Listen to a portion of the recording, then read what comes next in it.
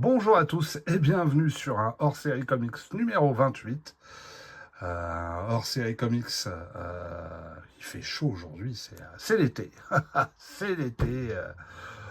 Donc à hors-série comics, comme vous le voyez, après avoir été dans l'univers de la science-fiction avec 1984 et la planète des singes, après avoir été dans l'univers du kung-fu avec Shang-Chi, voilà, ça y va avec Shang-Chi. Après avoir fait quoi d'autre, hein? Et on a aussi fréquenté les maîtres de la terreur, donc après avoir été dans l'horreur et l'épouvante.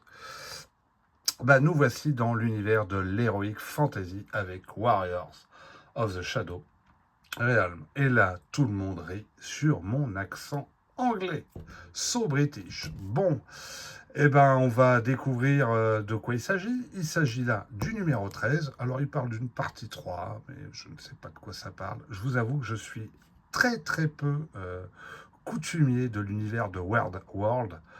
Je connaissais plus ou moins la série parce que de temps en temps, on avait une ou deux histoires qui paraissaient dans les albums Harody Artima, mais c'est tout. C'est Marvel qui publie cette série. Je sais, je vais vous faire voir tout de suite, puisque voilà, c'est paru dans ces magazines-là. Hein, le Royaume des Ombres, alors ça fait bien référence quand même à l'univers de Tolkien, le Pays Fantastique, c'était des albums géants de chez Harody Artima, et les gemmes de Darkline, voilà. Si vous avez eu ces albums, vous êtes bien des vénards. Je crois savoir qu'Amazing Geek, Bob Zombie, doit peut-être tous les avoir tous les trois, ou en tout cas, il en a, mais en plusieurs fois, en plusieurs exemplaires. Si vous cherchez des informations, ce guide est très très bien, et celui qui le précède aussi. Mais là n'est pas la question. Aujourd'hui, on va attaquer ce magazine, et puis on y va. Qu'est-ce qu'il y a dedans alors? Il y a un lutin qui fait la sieste. Ça démarre très très fort. Déjà, c'est très joli, c'est beau. C'est en couleur, déjà c'est assez étonnant, parce que jusqu'à présent on avait eu du noir et blanc. Il y a un éditorial apparemment, qui est signé de je ne sais pas qui, mais peut-être que ça vous parle, parce que là, l'écriture pour moi elle est illisible, donc je ne suis incapable de savoir de qui il s'agit. Et puis on y va, c'est très très beau, hein, franchement. Alors, cet univers-là, oh là là, c'est superbe. C'est presque plus ça fait presque livre pour enfants, ouais. Avec une écriture, c'est très très beau, hein. Ils ont fait du beau taf.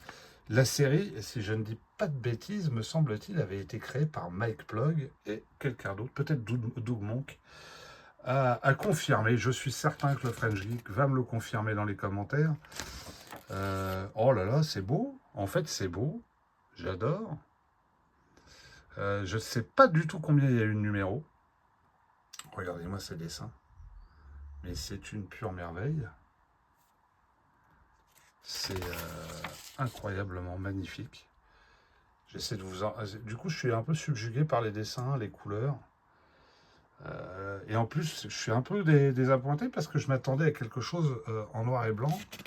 Et pourtant, c'est vrai que je me souviens maintenant, la série d'Harody était plutôt en couleur, hein, quand ça apparaissait dans les autres albums Harody. Je sais même plus dans quoi ça apparaissait d'ailleurs. C'était peut-être dans les Conan, je sais plus. En tout cas, c'est super beau. C'est vraiment un très très beau truc. Il s'avère que l'univers de l'Heroic Fantasy, c'est pas l'univers que je préfère. Je vous le cache pas, hein. Désolé pour les fans de Tolkien, même si j'aime beaucoup Le Seigneur des Anneaux. J'ai lu le livre, et oui, hein, je suis pas aussi idiot que ça, hein. Que j'ai adoré, que j'avais beaucoup aimé. J'ai aimé les films aussi. Mais après, moi, si on me parle d'Heroic Fantasy, je suis plus de l'univers de Conan le Barbare. Moi, les lutins, c'est moins mon truc. Mais bon, c'est super beau. Ça me fait penser un peu, parce que cette BD est arrivée un peu dans ce contexte, ça fait penser un peu à Dark Crystal, je trouve. Je ne sais pas qui s'est inspiré de qui, mais Ça fait penser un peu à cet univers. Donc là, on est sur un monde ou une planète qui n'est pas la Terre, hein, évidemment, où il leur arrive des tas d'aventures. En plus, là, le côté Tolkien, enfin le côté Dark Crystal ressort. Je sens qu'il n'y aura pas de publicité sur la muscu. Oh là là là là là là, regardez-moi ça.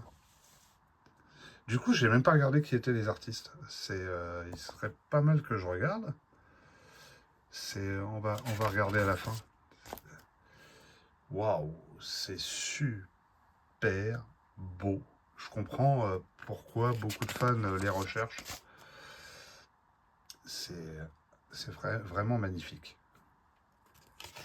C'est quand même pas John Buscema qui a dessiné ça. Je suis en train de me poser la question. C'est... Oh là là là là. Puis alors, il y a une carte. Alors, mes amis, il y a une carte. Alors, je tiens à préciser que c'est... Oh là là là là là. Regardez-moi ça. Regardez-moi ce truc-là. Je vais essayer de vous le faire voir dans toute sa... Non, mais c'est un truc de fou furieux, quoi. Ils ont fait ça. Ils ont fait ça. Et puis, vous avez la carte un peu à la Seigneur des Anneaux. Wow, c'est super beau. C'est magnifique. Magnifique. Oh là là. Je suis assis devant le truc, là, je suis devenu un spectateur. Alors, comme je vous dis, je vous le cache pas, je découvre. Hein. Je suis vraiment pas... Ouais, ça ressemble à du John Buscema, ça. Hein. Ça y ressemble pas mal. C'est Doom... Là, il y a... Ah, bah, John Buscema. C'est écrit ici, c'est comme le port-salut, j'ai qu'à regarder aussi. Non, mais c'est super beau, ouais. Je connaissais pas du tout, ou très très peu ce travail. Je le découvre. Comme quoi, il y a encore des choses à découvrir de chez Big John, Buscema, et je suis effaré. Bon, là, j'ai un truc, là, une pub avec une salière et une poivrière, on s'en fout un peu. Du coup, ça te ramène à la réalité, là, les pubs. Bah, écoutez. Et puis, alors, il y a un petit truc, là, si ça vous intéresse, voilà. Crazy Cat, hein, créé en 1880, et... Non, par George Herriman, excusez-moi, c'est lui qui est né en 1880 et qui est mort en 1944. Voilà, et puis là, on a Epic. Ça rappelle, on est carrément dans le truc que Harody a repris pour l'Incroyable Hulk et les albums Gamma, où il y avait les numéros d'albums qui étaient écrits derrière. Ben voilà, si ça vous a plu, en tout cas, moi, je suis encore sous le coup de l'émerveillement. Du coup, je me le remets parce que... si ça vous a plu, bah, un petit pouce, un commentaire, surtout, oh là là là, surtout, bah, vous abonner, je suis subjugué. Alors, je vous le cache pas, j'en ai un autre, mais que je vais garder pour plus tard, mais pour le découvrir avec vous aussi, mais là, celui-là, je vais m'en délecter. Hein. Finalement, j'aime bien mon format, je l'aime beaucoup parce que... je découvre avec vous les magazines et derrière, je me dis, j'en ai encore plein que j'ai acheté. Et du coup, ça me laisse le temps d'apprécier, de les voir et de ne pas les regarder tous d'un coup. Comme quoi, on a encore des jolies pépites à découvrir. Donc voilà, bah, dites-moi ce que vous en pensez. Voilà. Puis moi, je vous embrasse tous et je vous dis à très très vite. Allez, bisous à tous.